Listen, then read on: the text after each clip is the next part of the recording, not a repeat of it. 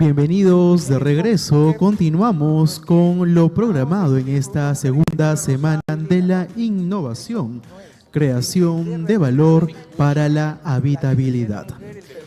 Continuamos inmediatamente con el segundo panel del día, denominado Mecanismos de financiamiento para mejoras progresivas de vivienda en poblaciones vulnerables, microcréditos. Invitamos a nuestro moderador, por favor, que se acerque al escenario, Rodolfo Santamaría Raceto, CEO de Maya. Lo recibimos con fuertes aplausos, por favor.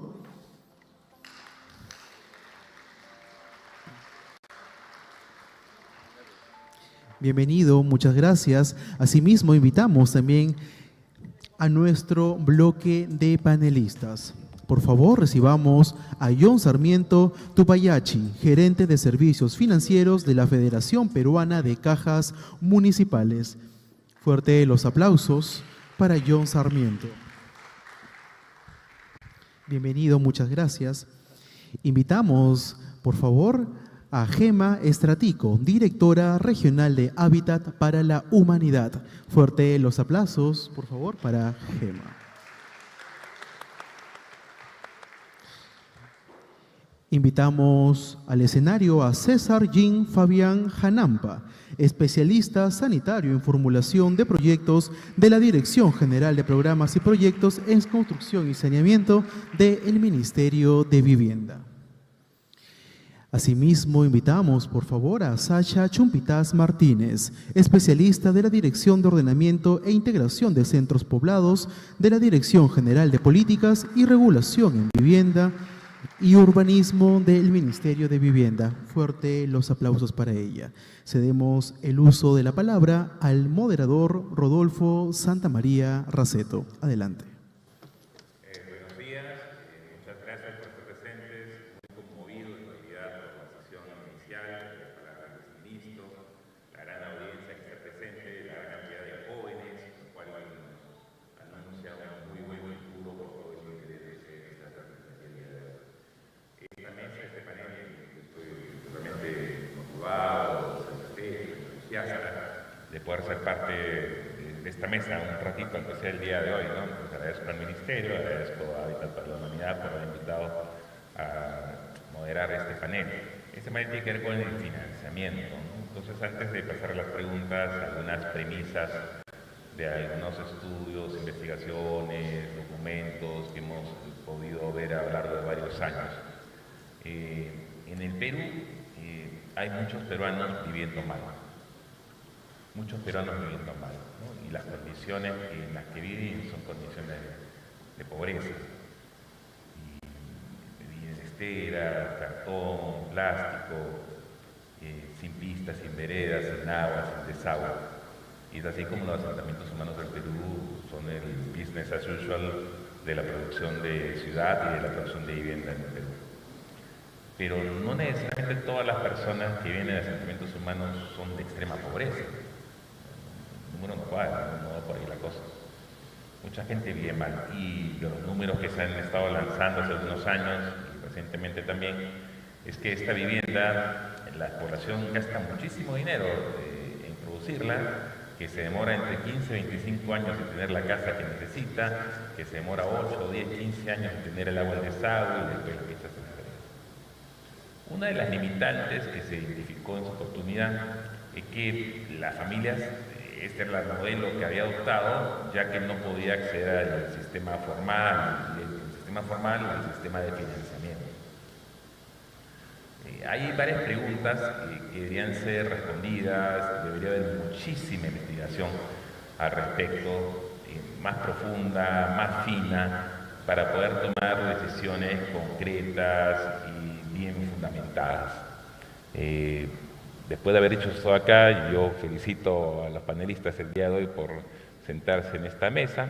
Y bueno, ahí tengo algunas preguntas que iré soltando, son 3 preguntas, comenzaré con la primera y esperaré que vayan respondiéndolas.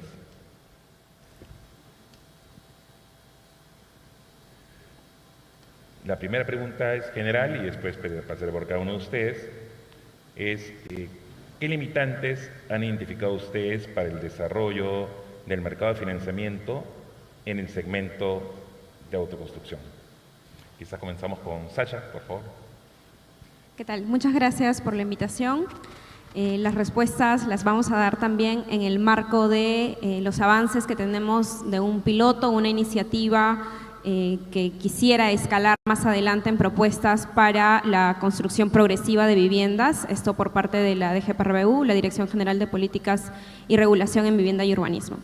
De estos hallazgos que hemos ido encontrando hasta ahora, creo que principalmente podríamos mencionar dos. Uno primero, y que ha sido parte de lo que se ha conversado en el primer panel, es que aún existe limitantes de escalabilidad de estos nuevos mecanismos de financiamiento que existen por parte de entidades financieras que vienen de alguna manera innovando en otras propuestas de acceso a finanzas, a créditos o microcréditos para que las familias que no pueden de alguna manera garantizar los actuales requisitos para el otorgamiento de estos créditos puedan ahora hacerlo, ¿no? Y parte de ese gran limitante es que necesitamos generar conocimiento y evidencia, y el piloto precisamente pretende generar esta evidencia para que de alguna manera se reconozcan cuáles serían esas características principales de las familias que autoconstruyen, que sabemos, como menciona Rodolfo, se demoran 15, 20 años, pero en ese periodo de tiempo ellas tienen una principal característica, es que si bien no tienen acceso a crediticio, sí tienen por un lado una ventaja, y es la calidad o la capacidad de ahorro que muestran estas familias, ¿no? Y ese sería un puntapié para que a partir de esa característica estas entidades financieras de manera masiva puedan generar también otros proyectos o mecanismos de financiamiento, ¿no? Por otro lado, también la evidencia de estos avances del piloto nos muestra que hay limitantes en cuanto a la regularización inconclusa de las características físicas de la vivienda. Y aquí nos queremos referir a, por ejemplo, los procesos inconclusos de las declaratorias de fábrica, las características que no cumplen los reglamentos actuales de edificación, precisamente porque la naturaleza de estas viviendas es que han sido construidas principalmente por resolver las características o necesidades de estas familias que autoconstruyen, ¿no? Pero si bien es cierto, esto lo hacen de manera autónoma, también por otro lado esto significa precariedad en la habitabilidad, ¿no? Y finalmente esto no garantiza que haya un cierre de brechas en cuanto al déficit de vivienda cualitativa. Y finalmente también creemos que hay una necesidad o hay un limitante actual, y esto ha sido, creo, un resultado de las mesas técnicas que hemos tenido luego de los avances del piloto, y es que las entidades financieras reconocen también, incluso algunas startups con las que nos hemos podido comunicar, reconocen que aún falta todavía ordenar el ecosistema financiero o en general de todas las finanzas alrededor del mercado de la autoconstrucción, ¿no? Esto se traduciría finalmente en, por ejemplo, tener una demanda ordenada, organizada, que sepamos dónde están ubicadas estas familias que quieren ese crédito, dónde están estas familias con los periodos de tiempo que de repente no serán las tasas actuales o no serán también los periodos de tiempo en los que se pagan ahora mensualmente, sino reconociendo los tiempos en que ellos generan los ingresos y etcétera, las diferentes características que hasta ahora hemos podido evidenciar con los avances del piloto. Gracias. Muchas gracias, Sacha. César, por favor, para ir en orden. Nuevamente era, ¿qué limitantes han identificado ustedes para el desarrollo del mercado de financiamiento en el segmento de autoconstrucción? En el caso de ustedes, para el tema de saneamiento, entiendo. Sí, exacto. En sí hay un dilema en cuanto a cómo aplicar la mejor estrategia para que estas personas puedan acceder al agua y saneamiento y obviamente a las viviendas, ¿no? Al ser zonas vulnerables, la autoconstrucción es lo que más predomina. Sin embargo, lo que hemos notado es el desconocimiento de muchas personas de los productos financieros específicos que se adecúan a sus necesidades. Entonces, lo importante que creemos es, como primer punto, dar a conocer estos productos específicos, sensibilizar a las personas, dar de conocimiento las posibilidades que pueden tener para acceder a este tipo de créditos. Igualmente, un limitante que encontramos es el tema del acceso a la asesoría técnica. Hay mucha desinformación en cuanto a cómo construir, cómo definir sus estándares. y esto debido a que la autoconstrucción es lo que más predomina en ciertas zonas vulnerables, ¿no? Entonces, quizás como primer paso es una sensibilización a todas las personas que están en estos sectores y que requieren productos específicos para que puedan acceder a una mejor calidad de vida, ¿no? Eso pregunta, gracias. Muchas gracias, César. Gema, por favor. No sé si se escucha ahí. Sí. Bueno, muchas gracias por la invitación. Estar sentado acá y hablar de innovación muchas veces requiere imaginar cosas que no existen, pero en el mundo de ahora. Entonces ahí se viene la dificultad. Entonces esa sería la primera dificultad. Innovar en procesos o productos de financiamiento que se ajusten a la construcción progresiva requiere primero entender cómo la experiencia de construcción progresiva funciona para las familias y requiere que ese entendimiento se realice en territorio. No es lo mismo en la selva, en la sierra o en la costa, y se van a requerir cosas diferentes en los productos de financiamiento o en las soluciones constructivas. Entonces ese es un primer gran aprendizaje. El segundo es justamente entender qué actores están en ese territorio. Hay, y en este momento, como describía Rodolfo, las familias hoy invierten mucho dinero para construir viviendas que no son estructuralmente seguras. Eso ya lo están haciendo. Tardan en promedio 16 años. Entonces, la gran pregunta acá es, ¿cómo generamos modelos de negocio con actores que están en sitio para reducir tiempos, reducir costos y aumentar calidad? Y ahí hay infinidad de cosas desde la innovación que se pueden pensar y que estamos pensando, tratando de tender puentes, y acá va el tercer gran obstáculo, tender puentes entre lo público y lo privado. El problema de la vivienda, y es algo que decía Tiago en el panel anterior, no lo vamos a resolver si cada uno trabaja por su lado. Tenemos que trabajar como ecosistema, con redes ferreteras, con instituciones financieras, con sector público, entendiendo cómo las inversiones del sector público son incentivos para la escala del sector privado, y cómo un subsidio de mejoramiento de vivienda que atiende necesidades de regulación, porque ese es el primer gran obstáculo, cómo estas familias acceden al sistema financiero formal a través de un título de propiedad o una declaratoria de fábrica, y cómo a través de ese proceso inicial se desencadenan inversiones del sector privado. Y ahí lo dejo para que mi colega John pueda seguir en esa línea. Gracias. Gracias, Gema. John, por favor. Sí, muy buenos días a todos. Mi nombre es John Sarmiento. Yo trabajo en la Federación Peruana de Cajas Municipales de Ahorro y Crédito.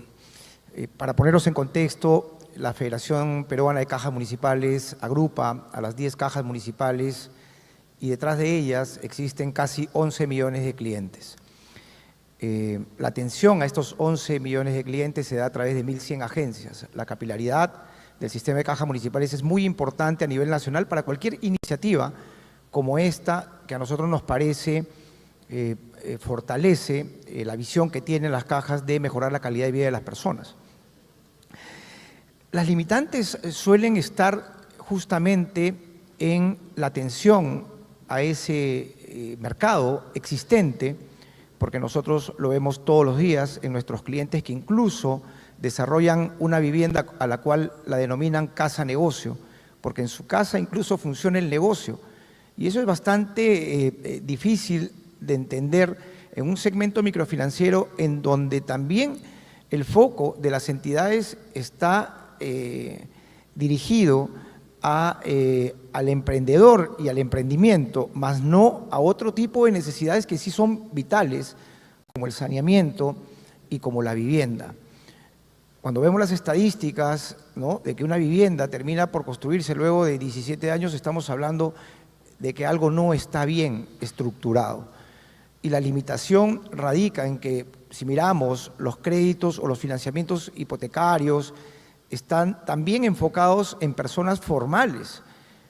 Entonces, existe una carencia o un desconocimiento de cómo se puede estructurar adecuadamente un producto acorde al segmento, acorde a la región, como lo enfatizaba Gema, y acorde también a la capacidad que puede tener esa persona en el financiamiento de algo que es muy importante y es una decisión para toda la vida. A cada uno de nosotros que estamos aquí sentados nos gustaría tener una vivienda y dejar de vivir en la casa de los padres y tener un emprendimiento y salir de ella, ¿no? Pero llegando a un lugar seguro, a un lugar que nos haga sentir bien. Y ese es un propósito de vida que creo que todos nosotros tenemos. Es así que esas limitaciones, si activamos acciones colaborativas con los actores que nos van a llevar al impulso de masificar y escalar el tema de la vivienda, yo creo que vamos a estar alineados en un propósito sublime para todos los peruanos. Muchas gracias. En esa línea, han rematado con algo muy importante y todos de alguna u otra manera lo han tocado, lo han indicado. En realidad esto no va a existir, no va a funcionar si no se conoce al cliente.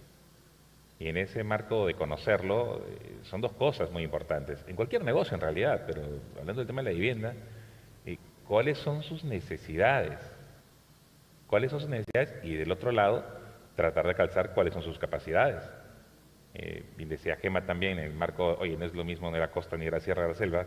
Aparte del producto arquitectónico, constructivo, aparte de la casa como tenga que ser, de alturas y los materiales, también es el tema financiero. Una cosa es si yo, por ejemplo, estoy en el valle de Jequetepeque y soy arrocero y tengo cosechas de arroz de repente en abril y noviembre, quizás en esos momentos yo pueda hacer el pago fuerte. Y el resto de los meses va a ser otra actividad, otra cosa, de otro monto posiblemente el que habría que cobrarle mensualmente a la gente. Y para eso se requiere innovación.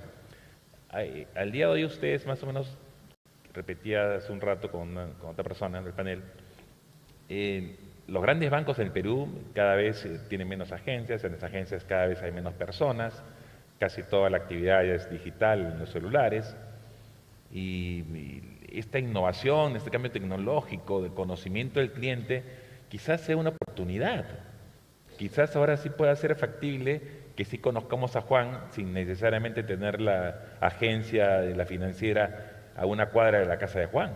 Hay mucha información que ya poco a poco se comienza a manejar y quizás esa innovación pueda ser próxima, pueda permitir que Juan, María, Pedro, Carlos tengan el acceso adecuado porque la entidad financiera ya lo conoce y ya sabe qué es lo que necesita y sabe cuáles son sus capacidades.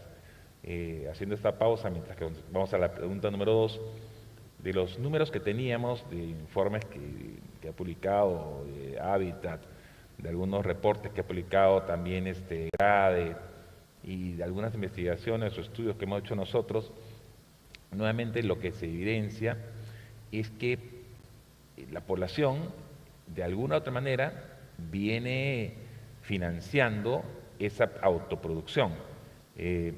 Está aquí UNACEN temprano, igual que Pacasmayo también y otras empresas de industria de la construcción, de las cuales nosotros hemos hecho algunos estudios en el pasado. Y el gran volumen de insumos se va a autoconstrucción. El cemento en Perú por lo general se vende en bolsas y se vende en ferreterías y en microcomercios, porque es la familia que poco a poco va consumiendo y va comprando hasta el extremo de comprar 2-3 kilos de cemento en la ferretería. Entonces, nuevamente, se trata, creo yo, de ir estudiando, ir investigando. En los análisis de cartera crediticia, cuando hemos visto alguna cartera crediticia en los segmentos que nos interesan a nosotros, que son justamente los más vulnerables, cuando ha habido acceso al financiamiento para estos segmentos, la mora no ha sido mayor que en los segmentos de ingresos más altos. Entonces, lo cual indica nuevamente que hay una oportunidad. Y este reporte que hablo yo, esos estudios que hemos hecho nosotros, no es propio exclusivo del Perú. Sucede en Bangladesh, el Banco de los Pobres en la India, en el África, en Centroamérica. Son evidencias globales que nos hablan de la oportunidad de que nosotros, ya sea de la posición de los ingenieros, arquitectos, de las entidades financieras, podamos contribuir, como bien decía Gemma, en qué medida el sector público y el sector privado van alineándose cada uno con sus esfuerzos, cada uno quizás con sus tiempos, pero vamos concretando una solución para estas familias que sí nos necesitan, ¿no? Y ahora sí con la pregunta número 2, tiene que ver en qué medida nosotros estamos haciendo algo, ¿no? Me dice, si nosotros tenemos más o menos claro que este problema sí existe, y que no es un problema del día de hoy, es un problema de hace muchas décadas ya. Nosotros en cada una de nuestras instituciones, ¿no? ¿Qué oportunidades o propuestas se han identificado al interior de cada una de nuestras organizaciones para poder resolver estas limitantes, ¿no? Y contar con un mercado adecuado y accesible para este segmento, ¿no? Quisiera comenzar contigo, John, al revés, ahora sí, por favor. Por supuesto. Es una pregunta que nos invita a pensar y tomar, digamos, el título de lo que nos convoca innovación. Para nosotros también es bueno contarle los antecedentes que viene haciendo el sistema de cajas municipales. Hoy por la mañana me tocó participar en un llamado campanazo en la Bolsa de Valores de Lima, donde se ha emitido un bono azul para programas de saneamiento.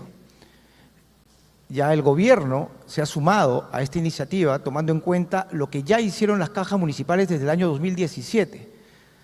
Nosotros hemos colocado en conjunto el sistema de cajas municipales, cada una de ellas poniéndole nombre propio al producto de saneamiento, más de 320.000 créditos con casi 1.000 millones y que favorecen a más de 1.200.000 personas.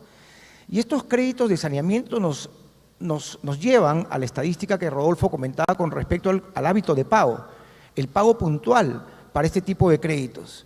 Es una mora que casi no llega ni siquiera al 0.5%. Y esto es porque la gente valora mucho que lo ayudes a mejorar la calidad de vida y espera también que haya un siguiente paso.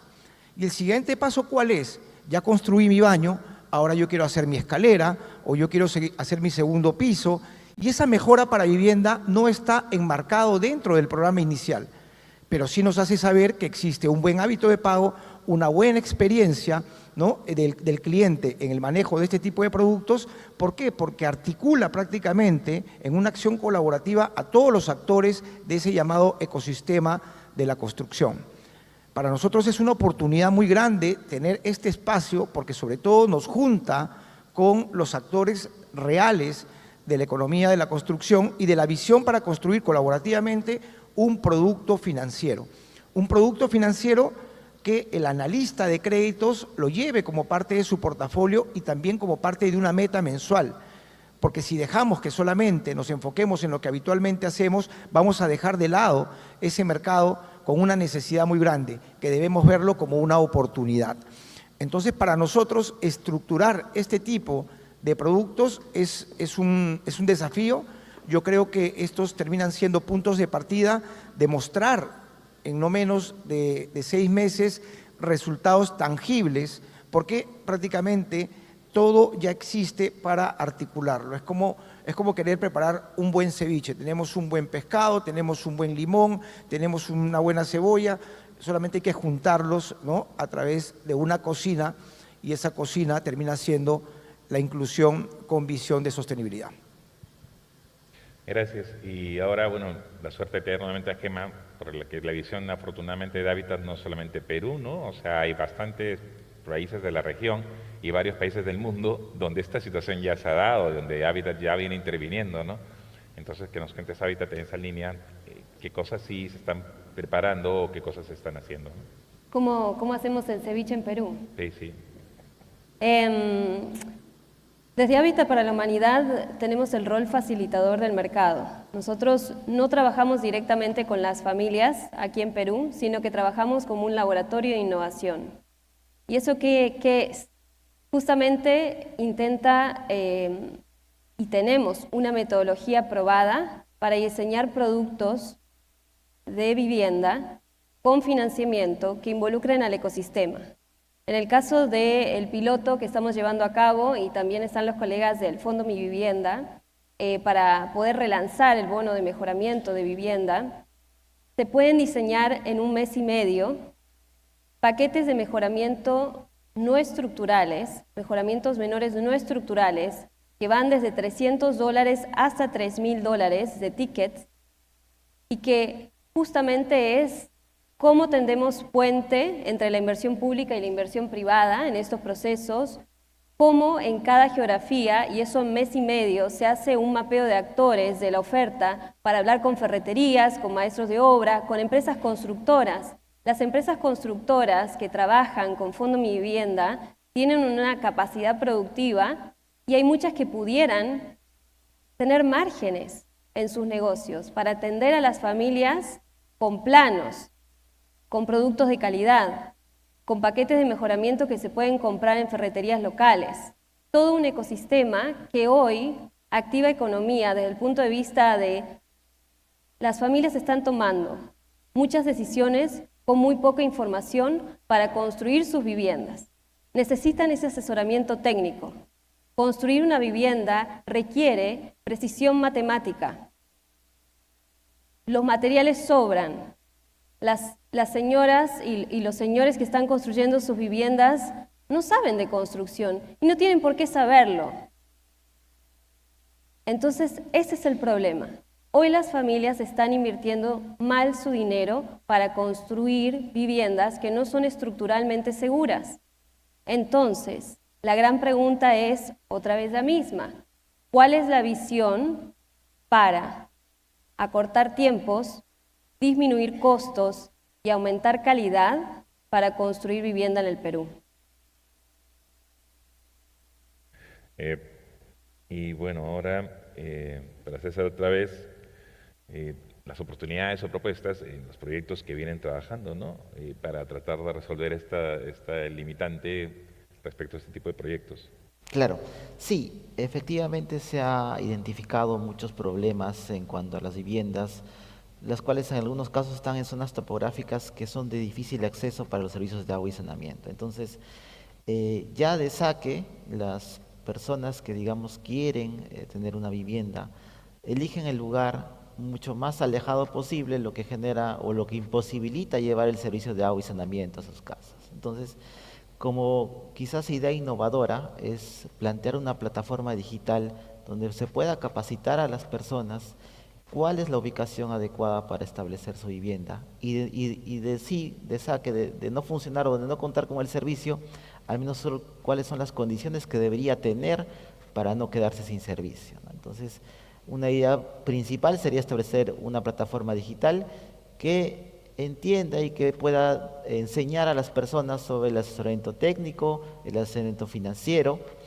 Y en cuanto a tecnologías no convencionales para poder darle servicio a casas que están, digamos, ubicadas en zonas muy problemáticas, el Ministerio como tal ha diseñado distintos criterios, distintas normas técnicas que nos ayuda a poder mitigar este problema que tienen las viviendas, ¿no? Igual, la idea es que se informen y puedan tomar decisiones mucho más adecuadas, dependiendo del local o de la localidad donde ellos se encuentren, ¿no?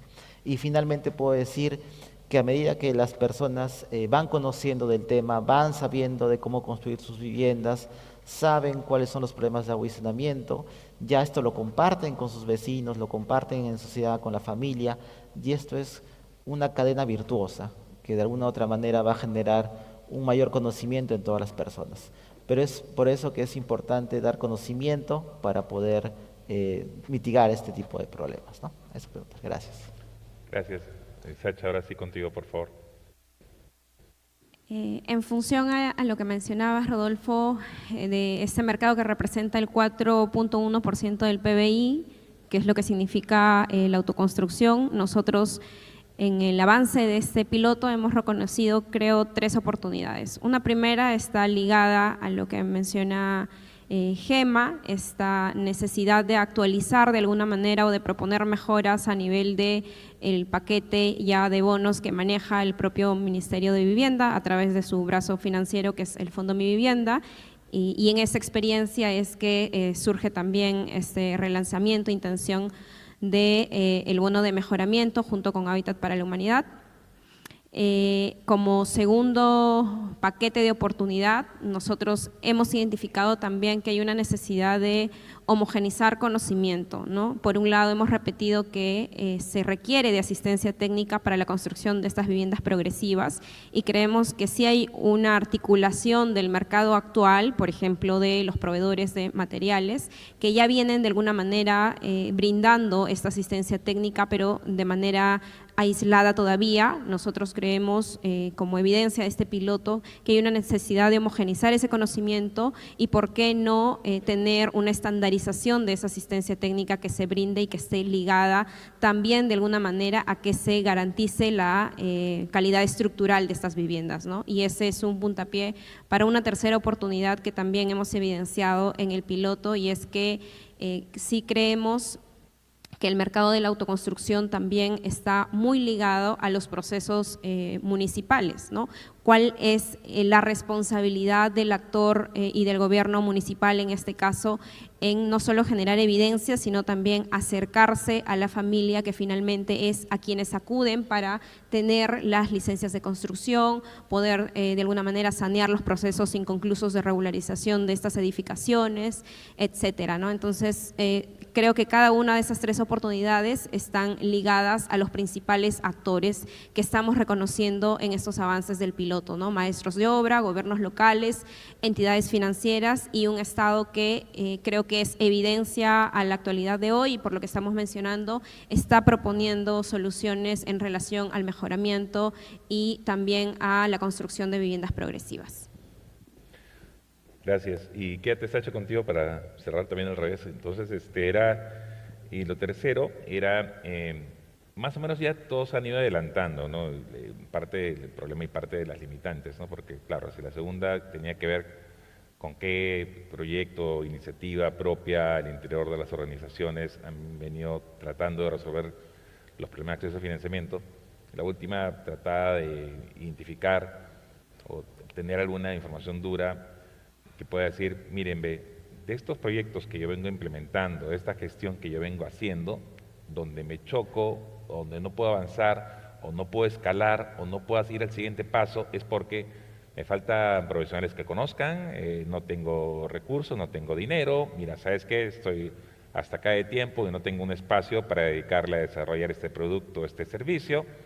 Mira, ¿sabes qué? No hay interés, o lo he escalado con mi jefe y mi jefe, no sé si se puede decir eso, pero en la etapa de implementación, ¿no? Cuando uno dice, ok, la problemática es esta, ustedes ya han contado en la segunda vuelta qué es lo que están haciendo para que esto se pueda resolver, pero en ese camino hacia la solución hemos dicho, ¿sabes qué? No puedo avanzar, no puedo escalar, no puedo replicar, no puedo hacer el go-to-market porque estas limitantes me he encontrado. Entonces, sí me gustaría ver cada uno de ustedes en qué medida vamos viendo eso, ¿no? Por favor, Sacha. Sí. Bueno, a ver, en el marco del piloto creo que sería principalmente dos limitantes que son subsanables, o sea, no creemos que estos limitantes vayan de alguna manera a representar finalmente una contraoportunidad, sino todo lo contrario, ¿no? En el caso de la relación con los hogares, me parece que a nivel institucional, público, privado, aún todavía tenemos como reto una conexión y articulación de cara a la familia y al hogar que autoconstruye o que construye de manera progresiva su vivienda, ¿no? Una primera es que evidenciamos que no tenemos una lectura clara de las necesidades y es por eso que estos pilotos pretenden generar evidencia. Y una segunda es que la relación que tenemos con la familia para poder contarle que este proyecto de calidad de vida que finalmente va a tener está representado en este mercado vibrante de la vivienda progresiva, ¿no? Y que finalmente podemos de alguna manera garantizar soluciones que acorten los tiempos en que ellos construyen, que ya no serán 16 años, sino pueden ser 5, 2 años, y que en poco tiempo y en corto tiempo ellos van a poder acceder a una vivienda de calidad, ¿no? Creo que esa relación o ese mensaje que vayamos a llevar, que además también en una ciudad como Lima, en la que tenemos un riesgo sísmico alto, puede traducirse en seguridad para las familias, ¿no? Indudablemente hay otros aspectos de comunicación con ellos, por ejemplo, en cuanto a mejoramiento, la calidad a nivel de salud, la calidad también de educación, incluso cuando podemos acceder o brindar la calidad de servicios, de alumbrado, etcétera, esto repercute en la familia, ¿no? Y ese mensaje de cómo el hogar puede acceder no solo a un crédito, sino finalmente tener mejor calidad, creo que aún nos falta todavía poder conectar con esa familia, ¿no? Y una segunda es la generación de conocimiento. O sea, es evidente que necesitamos de nuevas herramientas de innovación que puedan de alguna manera, por ejemplo, mapear a nivel de Lima todas las viviendas que en este momento requieren mejoramiento, ¿no? Y tener esa clasificación por distritos y que cada uno de los gobiernos locales puedan manejar esa información también, saber, por ejemplo, que esta información de alguna manera puede generar a nivel normativo ordenanzas municipales para que ellas puedan avanzar en procesos de regularización de edificaciones, etcétera, ¿no? La generación finalmente de conocimiento hace que cada uno de los actores pueda de alguna manera abrir caminos diferentes que nos lleven a esto que hoy estamos conversando. Muchas gracias, Sacha. César, por favor, ¿cuáles son tus dolores? El pain. ¿Cuál es el pain? Sí, yo creo que quizás un problema limitante es el tema del saneamiento de los terrenos. En todo proyecto, incluso en los viviendas, la formalización de los predios para que las personas puedan acceder a los créditos es un problema, digamos, que afecta a muchos. Entonces, quizás un empuje adicional es poder asesorar a las personas para que puedan sanear sus terrenos, para que de esta manera puedan acceder también a los servicios de agua y saneamiento. Entonces, esas limitantes yo creo que se puede mejorar, ¿no? Como institución y también como sociedad, ¿no? El tema predial es un punto bastante álgido en cuanto a las construcciones, ¿no? Y quizás el tema de la compartición o el compartir información con todas las demás personas es algo que adolece bastante en algunas instituciones, incluso las municipalidades, cuando las personas se acercan a poder gestionar sus licencias, es muy difícil en algunos casos porque ellos desconocen el tema. Entonces hay todo un procedimiento que se tiene que hacer para que estas personas puedan, digamos, confiar no solamente en los temas financieros, sino también en los temas técnicos y las autorizaciones de las entidades públicas que ellos buscan. Entonces, quizás por ahí sería el tema. Gracias. En el caso de Gema, creo que es un poco distinto, claro, porque Hábitat no implementa directamente, ¿no? Lo que Hábitat ha venido haciendo ya hace varios años, y bueno, con más profundidad en realidad, desde que conocí a Gema hace ya algunos años, era ¿qué cosa está impidiendo que después de haber trabajado tanto y con tantos actores y articulando también, porque yo te he visto en la articulación, ya sea con el Estado y con los privados, de una manera envidiable, ¿no? O sea, es magnífico el poder de convocatoria y de gestión que ha tenido Hábitat con toda esta gente. Digo, oye, qué buenísimo, ¿no? O sea, otras agencias no han tenido ese éxito en esta tarea, ¿no? Y entonces digo yo, ya, ¿y cuál es el pain de Hábitat, no? Yo puedo ensayar algunas cosas, ¿no? De repente, oye, Rodolfo, mira, ya vamos, yo voy 5 años en Perú, mentira, 6 años más o menos, 18 para ahí más o menos que nos conocimos. Y mira, ya llegué a Perú, estoy acá en 6 años, ya yo he visto como 10 viceministros, ¿no? Entonces, claro, puede ser una, y ese viceministro, pero, y los de abajo, los directores generales, o los gerentes en el fondo, podría ser, digo yo. El otro, claro, puede ser gente que busca, llega a Hábitat, una empresa, un consultor o alguien, y dice, mira, ¿sabes qué? Yo quisiera hacer esto, pero, pues claro, pero llega sin ninguna propuesta concreta, sin ningún proyecto, sin ningún business case. Entonces también me puse a pensar que podrían ser cosas como esas las que están impidiendo que tengamos el impacto que deberíamos tener, ¿no? Por favor. Gracias, Rodolfo. Yo creo que lo que falta es personas que se quieran comprar la pelea. El problema está ahí. Salimos acá 20 minutos y vemos el problema. Las ciudades en crecimiento en ese momento son una gran oportunidad.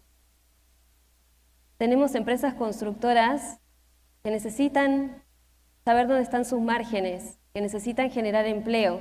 Cada vez que llega un bono de vivienda o fondo Mi Vivienda a cualquier lado, dinamiza economía local. Ahí decía Sasha, 4.1% del PBI de construcción a nivel nacional hoy no pasa por cuentas públicas. Imagínense la pérdida de desarrollo económico social para el país. ¿Qué significa eso? Tenemos los datos, tenemos la estadística. En ese momento tenemos datos de 43 ciudades, de más de 50.000 habitantes.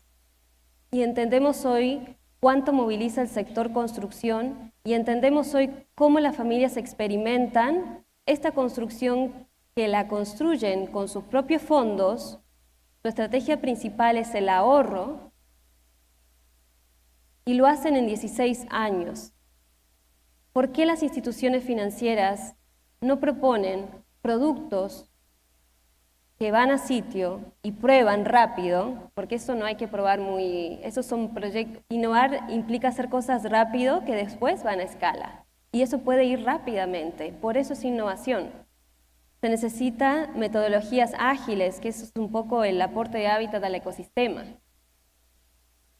Metodologías ágiles no es hacer y poner post-its y hacer mesas y ahí se olvidó todo. Es justamente ir aprendiendo, ir entendiendo cómo ese problema lo experimenta la familia y vamos con una primera versión y desde el escritorio no se puede hacer. Todos los que estamos acá detrás de un escritorio pensando que vamos a solucionar el problema de la vivienda, no lo vamos a lograr. El problema es demasiado grande. Tenemos la industria de la construcción que consume el 40% de los recursos del planeta y genera el 37% de los gases de CO2 del mundo. Y tenemos que en los próximos, se necesitan en este momento 96.000 unidades de vivienda al día al 2050 para albergar a todas las familias que están creciendo en el entorno urbano. Hay mercado, tiene sentido económico desarrollar modelos de negocio para ese sector. El problema es cómo salimos de nuestros escritorios, cómo salimos de creer que tenemos las soluciones y vamos a probar y vamos a aprender y nos va a ir mal. Innovar implica que nos va a ir mal, pero aprendemos y seguimos y hablamos con otros que lo están haciendo y no es que nos copiamos o estamos compitiendo. En buena hora aprendemos y tenemos al lado a alguien que quiere comprarse la pelea. Y eso es lo que queremos contagiar. Gracias. John.